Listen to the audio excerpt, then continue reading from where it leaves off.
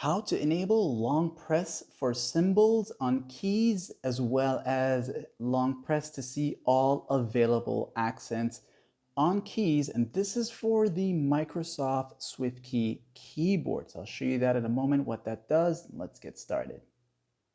So let's just say you're about to start typing.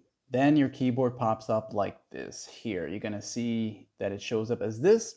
I want you to tap on the three dots right here at the top right. Once you're here, go to where it says Settings.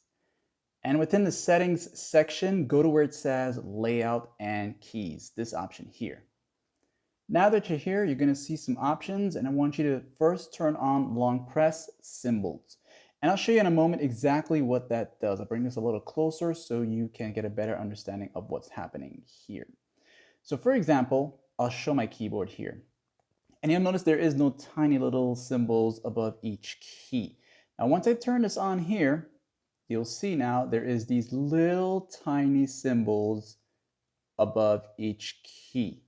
Those are your long press symbols. And when I long press any of these keys, for example, the F, is going to give me that asterisk here, and that's going to appear once I release it if it's shown at the time.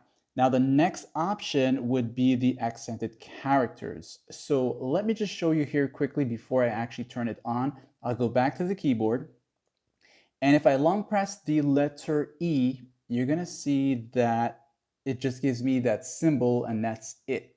However, when I come back here and turn on the accented characters, some letters, when you long press them, you're going to get more than one style of letter. So I'll go back now and press the E, and you'll see now there is many more types of E's, and that's what that setting does. So if you've been looking for any of those two, you want to go ahead and turn these two on. And of course, if you don't like them, as always, you can come back and turn them off at any given time, like and sub.